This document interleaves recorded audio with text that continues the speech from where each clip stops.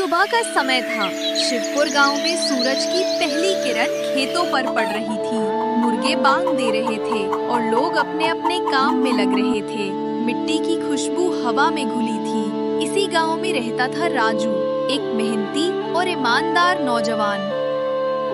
राजू, आज फिर जल्दी उठ गए? अभी तो सूरज भी पूरा नहीं निकला। अरे मीना, मेहनत करने वाले को सूरज का इंतजार नहीं करना चाहिए। आज कुछ नया सोचा है। अब क्या नया सोच लिया? पिछली बार तो तुमने भजिया बेचने की सोची थी। अरे इस बार मैं आलू टिक्की बेचूंगा। वो शहर में बहुत लोग खाते हैं मीना। आलू टिक्की? और वो क्या चीज है भला? अरे मीना, इसमें सिर खुजाने वाली कौन सी बात है। आओ, मैं तुम्हें दिखाता हूँ कैसी बनती है आलू टिक्की। राजू मीना को दिखाता है कि आलू टिक्की कैसे बनती है और उसे बनाने की तैयारी करता है। सबसे पहले आलू अच्छे से उबालो, न ज्यादा नरम न कच्चा। जब चाकू आसानी से घुस जाए तो ठीक है। फिर उन्हें छीलकर ठंडा होने दो और छल्ले की तरह मैश कर लो। ज्यादा गुथलो मत छोड़ो, थोड़ा थोड़ा बनावट रहे तो अच्छा रहेगा। और ऐसे ही राजू मीना को बताते बताते आलू की पैटीज बनाता है। देखो मीना, अब इन्हें लगभग 5 मिनट तक मध्यम आंच पर फ्राई करेंगे ताकि ये बाहर से सुनहरी और अंदर से नरम रहे। अरे वाह, इसकी तो कितनी बढ़िया खुशबू आ रही है। अगली बार से मैं ही आपको ये बना कर दूंगी। और ऐसे करते करते राजू अब सारी पैटीज को अपनी गाड़ी में भरता है, ढक्कन बंद करता है, टोकरियां सहेजता है और मुस्कुराते हुए कहता है, अब चलो, तैयार हूँ मैं इन्हें बेचने के लिए। राजू आलू टिक्की बेचने के लिए पास ही के गांव में जाता है। अरे गर्मा गर्म आलू टिक्की ले लो। 10 रुपए की आलू टिक्की एकदम फ्रेश है। आओ आओ बच्चों। अरे काका, ये कौन सी टिक्की है और इसे कैसे खाते हैं? अरे बच्चों, ये है गर्मा गर्म आलू टिक्की। इसे चटनी या सॉस के साथ खाते हैं। अरे भैया, ये कौन सी डिश है? आलू टिक्की? कभी नहीं सुना इसके बारे में मैंने। अरे दूसरे गांव से नई डिश लेकर आया है ये आदमी। तुम्हारा समोसे का ठेला अब नहीं चलेगा ऐसा लगता है। अरे ऐसे कैसे? अरे आओ बच्चों, गर्मा गर्म समोसे खाओ, अभी अभी निकले हैं। राजू बच्चों को आलू टिक्की देता है, पर वो आलू टिक्की बच्चों को पसंद नहीं आती और वो समोसा खाने के लिए चले जाते हैं। राजू 2-3 दिन तक उसी गांव में आलू टिक्की बेचने जाता रहा, पर उसकी आलू टिक्की कोई खरीदता ही नहीं था। उस गांव में समोसे वाले का ठेला बहुत मशहूर था। इसी वजह से कोई भी राजू की आलू टिक्की खाने नहीं आता था। राजू हर रोज अच्छे दिन की उम्मीद लेकर आता, लेकिन निराश होकर घर लौट जाता क्योंकि उसकी मेहनत रंग नहीं ला पा रही थी। मीना बिल्ली के साथ खेल रही थी, तभी अचानक राजू घर आ जाता है। अरे, आज आप जल्दी घर आ गए, क्या हुआ? अरे क्या बताऊं मीना, आज भी कोई आलू टिक्की खाने नहीं आया। ऐसा 2-3 दिन से हो रहा है। उस गांव में कोई अच्छा समोसे वाला है, लोग उसी के पास जाते हैं समोसे खाने। अरे तो क्या हुआ? आप दूसरे गांव जाओ आलू टिक्की बेचने। हर गांव में कोई न कोई मशहूर होता है अपने ठेले के लिए। मुझे यकीन है आप पर आपकी मेहनत एक दिन जरूर रंग लाएगी। तुम सही कह रही हो मीना। कल मैं शहर जा रहा हूँ जरा काम से। जब लौटूंगा उसके अगले दिन से ही दूसरे गांव में आलू टिक्की बेचने जाऊंगा। राजू शहर की ओर जाता है। राजू को एक ठेला दिखता है और वो ठेले के पास जाता है। अरे भैया, बहुत जोर से भूख लगी है, कुछ तो अच्छा खिलाओ। गर्मा गर्म मंचूरियन है भैया, लीजिए। राजू एक एक करके मंचूरियन खाता है और उसे बहुत पसंद आते हैं मंचूरियन। फिर राजू खाते खाते मंचूरियन वाले से पूछता है कि मंचूरियन कैसे बनाते हैं। राजू सारी बातें ध्यान देकर सुनता है और फिर अपने गांव वापस लौटता है। राजू शहर से घर लौटता है और रास्ते भर सोच में डूबा रहता है। चेहरे पर थकान और मन में कई सवाल। उसी वक्त सामने से मीना आती है।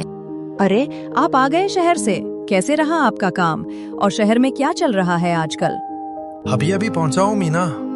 शहर? अरे मीना, शहर में तो बस भागदौड़ ही चल रही है। वहाँ किसी के पास किसी के लिए समय ही नहीं है। सब अपनी अपनी दुनिया में खोए रहते हैं। चलो, ये तो अच्छी बात है कि हम गांव में ही रहते हैं, वरना शहर जितनी भागदौड़ कौन करता रोज रोज। यहाँ कम से कम सुकून तो है, अपनेपन की हवा तो है। सही कहा तुमने मीना। वैसे मीना, मुझे शहर में एक नया ठेला दिखा।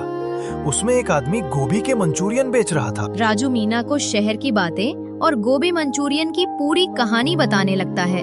कैसे भीड़ भाड़ वाले बाजार में वो ठेला हमेशा लोगों से घिरा रहता था, कैसे उसकी खुशबू दूर तक फैल जाती थी और कैसे लोग बड़ी खुशी से खाते थे। राजू अगली सुबह जल्दी उठता है और कहता है, आज कुछ नया करना है, कुछ अलग बनाना है। नए दिन की शुरुआत कुछ नया करने से ही होती है, तो इस बार मैं भी नए दिन की शुरुआत एक नई डिश से करना चाहता हूँ, गोभी मंचूरियन से।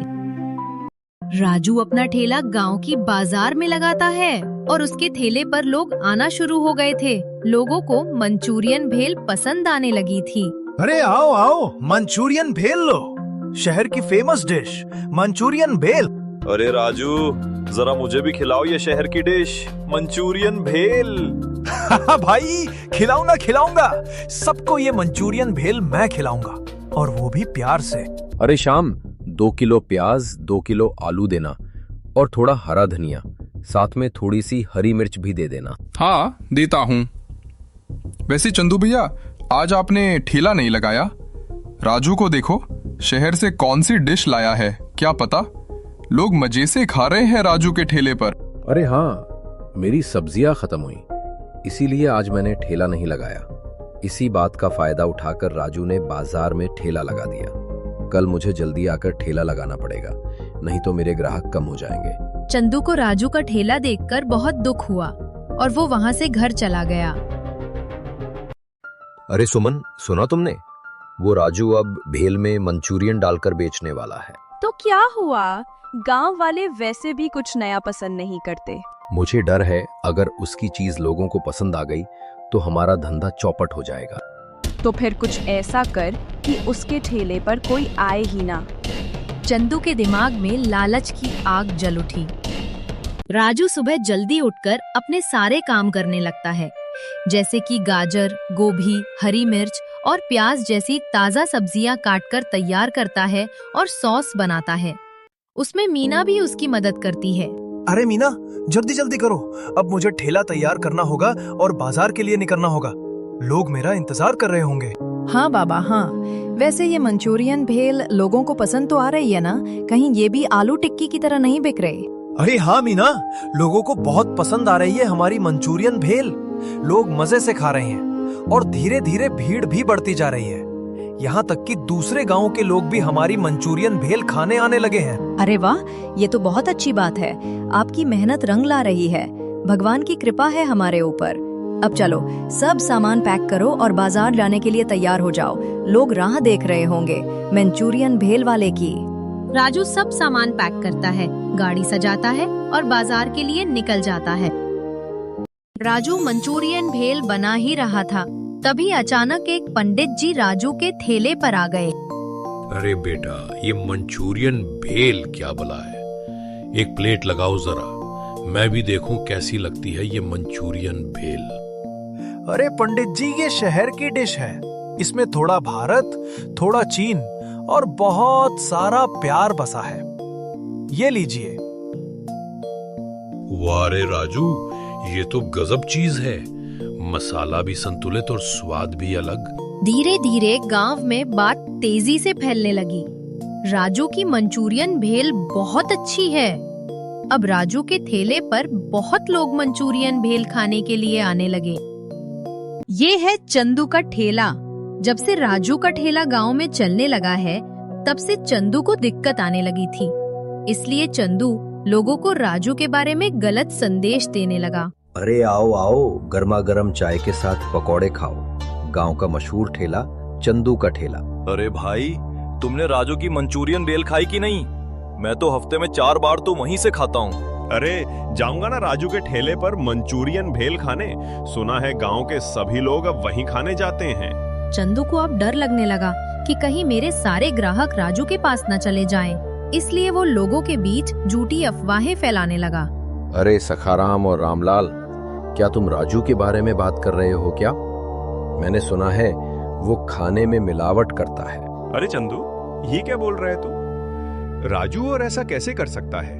नहीं चंदू, तुझे कोई गलत फहमी हुई है, वरना रोज इतनी लोगों की भीड़ थोड़ी ना होती राजू के ठेले पर। अरे तुम्हें पता नहीं चलता, राजू 2 दिन पुरानी सब्जियां डालता है और वो लाल चटनी सड़े हुए टमाटर की होती है। और शहर की डिश इतनी सस्ती, 10 रुपए में कौन बेचेगा इस महामारी की दुनिया में? चंदू ने लोगों के मन में सवाल खड़े कर दिए थे। गांव में हर जगह चंदू की अफवाह फैल गई कि राजू मिलावट करता है। धीरे धीरे कुछ लोग शक करने लगे। अगले दिन राजू के ठेले पर भीड़ कम हो गई। राजू कई घंटे रह देख रहा था, पर कोई मंचूरियन भेल खाने नहीं आया, इसलिए राजू जल्दी घर चला गया। राजू दुखी होकर बाजार से घर लौटता है और सोचने लगता है, आज कोई क्यों नहीं आया मेरे ठेले पर? कहीं मेरी मंचूरियन भेल से लोग बीमार तो नहीं पड़ गए ना? राजू के दिमाग में यही बातें बार बार घूम रही थीं। अरे राजू, आप आ गए। आज सारी मंचूरियन भेल इतनी जल्दी खत्म हो गई। लगता है लोगों को हमारी मंचूरियन भेल पसंद आने लगी है। अरे क्या बताऊं मीना, आज तो एक ग्राहक भी नहीं आया मंचूरियन भेल खाने। लगता है शहर की डिश गांव में चलेगी ही नहीं। अब ये भी डिश नहीं चली तो मैं क्या करूंगा? अरे आप भी ना, हर दिन थोड़ी ना एक जैसा होता है। कभी कभी मेहनत, लगन और सच्चाई की जीत होने में देर लगती है, पर हार कभी नहीं होती। हाँ मीना, सही कह रही हो तुम। मैं इतनी जल्दी हार नहीं मानूंगा। कल से फिर सुबह उठकर काम करने लगूंगा। मीना के शब्दों ने राजू का मनोबल बढ़ाया और उसे प्रेरित किया फिर से मंचूरियन भेल का ठेला लगाने के लिए। गांव के कुछ बच्चे राजू के पास गए और उससे कहने लगे, अरे राजू अंकल, मुझे मंचूरियन भेल बहुत पसंद आई थी। मुझे फिर से मंचूरियन भेल खानी है। आपने ठेला क्यों बंद कर दिया? हाँ राजू काका, मुझे भी आपकी मंचूरियन भेल पसंद है। गांव वाले कुछ भी कहें, हम तो मंचूरियन भेल खाएंगे। अरे खिलाऊंगा खिलाऊंगा, तुमको भी और गांव वालों को भी, सबको मंचूरियन भेल खिलाऊंगा। कल से फिर सुबह बाजार में राजू की मंचूरियन भेल का ठेला दिखेगा। राजू ने अगली सुबह फिर से मंचूरियन भेले का ठेला लगाना शुरू कर दिया और धीरे धीरे लोग भी आने लगे।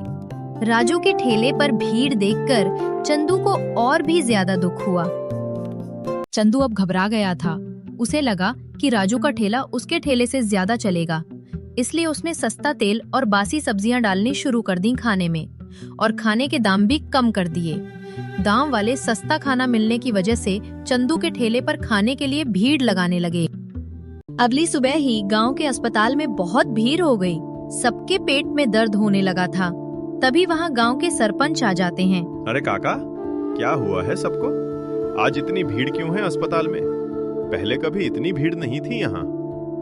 क्या पता सरपंच साहब, कल चंदू के यहाँ से खाना खाकर आए थे सब, तब से पेट में दर्द होने लगा है सबको। कौन जाने चंदू ने खाने में क्या मिलावट की है। सरपंच गांव वालों से बात करते हैं और उन्हें दिलासा देते हैं। वे कहते हैं, कल पंचायत होगी, चंदू का फैसला अब पंचायत में ही होगा। अगले दिन सब गांव वाले सरपंच के घर पंचायत के लिए आए थे। उसमें राजू भी आया था। सब लोग चंदू के खिलाफ थे और नाराज थे। चंदू, तुम्हारे खिलाफ लोगों की बहुत शिकायतें हैं। तुमने अब अपनी हद पार कर दी है। राजू के खिलाफ अफवाहें फैलाना तक तो ठीक था, पर तुमने खाने में मिलावट की, ये हम सब बर्दाश्त नहीं कर सकते। नहीं सरपंच साहब, ये सब झूठ बोल रहे हैं। मैंने अच्छी सब्जियां और अच्छा तेल इस्तेमाल किया है। ये तो सब राजू की मंचूरियन भेल से लोग बीमार पड़ रहे हैं। गांव वाले ये सुनकर चंदू पर बहुत गुस्सा हुए और बोलने लगे, चंदू झूठ बोलता है, फंसाने वाला काम करता है, अफवाहें फैलाता है, मिलावट करता है। तभी राजू कुछ कहने लगा। एक बार मेरी बात सुनो, फिर जो करना है कर लो। अगर चंदू कह रहा है कि मैंने खराब तेल नहीं इस्तेमाल किया और खराब सब्जियां नहीं डाली, तो एक बार जांच करने में क्या हर्ज है? अगर सरपंच साहब चंदू और मेरे ठेले पर आकर देख लें कि किसका ठेला साफ है और कौन ताजी सब्जियां इस्तेमाल करता है, तो फैसला हो जाएगा। ठीक है राजू, तुम्हारी बात में दम है। सच जानने का यही सबसे सही तरीका है। हम अभी दोनों के ठेले पर चलकर देखेंगे किसका ठेला साफ है, कौन ताजी सब्जियां इस्तेमाल करता है और कौन लोगों को धोखा दे रहा है। पंचायत का फैसला आंखों के सामने होगा, किसी की बातों पर नहीं। राजू के कहने पर सरपंच साहब मान गए और वह चंदू और राजू के ठेलों की जांच करने के लिए निकल पड़े। सरपंच साहब पहले चंदू के ठेले पर जाते हैं, उससे सवाल जवाब करते हैं और देखते हैं कि ठेला कैसा है। चंदू, ये क्या है? तुम तो बड़े बड़े ढिंढोरा पीटते थे, पर यहाँ कितनी गंदगी है। सड़ा हुआ खाना, सब्जियां, पुराना तेल जो बार बार इस्तेमाल किया गया हो। अब तो मैंने अपनी आंखों से देख लिया है, अब तो अपनी गलती कबूल करो। मैं बहुत शर्मिंदा हूं। मैंने गलत किया, मुझसे गलतियां हुई। राजू और सारे गांव वालों से माफी मांगता हूं। मैं अब से साफ सफाई और ताजी सब्जियां व नया तेल ही इस्तेमाल करूंगा। अब क्या फायदा चंदू? गलती तब माननी चाहिए थी जब उसे सुधारा जा सकता था। तुमने पूरे गांव का भरोसा तोड़ा है। मैं तुमसे बहुत नाराज हूं और आज से तुम्हारा ठेला बंद करने का आदेश देता हूं। इतना कहकर सरपंच साहब चंदू के यहाँ से चले जाते हैं और राजू के ठेले पर पहुँचते हैं। राजू के यहाँ मंचूरियन भेल खाने के लिए भीड़ लगी थी। तभी सरपंच साहब आ गए और राजू से बोले, अरे राजू, भीड़ देखकर तो ऐसा लगता है कि तुम्हारी मंचूरियन भेल वाकई में बहुत लाजवाब होगी और तुम्हारा ठेला भी काफी साफ सुथरा है। और तो और तुमने तेल और ताजी सब्जियां भी इस्तेमाल की हैं। धन्यवाद सरपंच साहब। मैं अपनी मेहनत, लगन और प्यार से हर चीज ताजी और साफ सुथरी बनाने की कोशिश करता हूँ, ताकि हर कोई इसे खाकर खुश हो सके। अरे वाह राजू, मैं तुम्हारी मेहनत, लगन, ईमानदारी और तुम्हारा ठेला देखकर बहुत खुश हुआ। अब हमें भी जरा मंचूरियन भेल का स्वाद चखाओ और साथ ही 5 प्लेट मंचूरियन भेल घर वालों के लिए पैक भी करवा दो। सरपंच साहब ने गांव वालों को बता दिया कि चंदू का ठेला अब बंद हो चुका है। अब से सिर्फ राजू का ठेला ही गांव में रहेगा। सरपंच साहब राजू का ठेला देखकर बहुत खुश हुए और वे भी अब मंचूरियन भेले खाने लगे। कुछ दिन बाद शिवपुर गांव में मेला लगा। राजू और मीना ने अपना ठेला लगाया और लोगों की भीड़ देखकर दोनों के चेहरे पर मुस्कान फैल गई। हर कोई उनकी मंचूरियन भेल का स्वाद चखकर खुश हो रहा था। राजू और मीना की मेहनत और प्यार ने उन्हें सफलता दिलाई थी और गांव वाले भी उनकी खुशियों में शामिल थे। उस दिन ठेला सिर्फ खाने का नहीं, बल्कि खुशियों और प्यार बांटने का भी माध्यम बन गया। और इस तरह राजू और मीना का ठेला हर मेला में खुशियों का प्रतीक बन गया।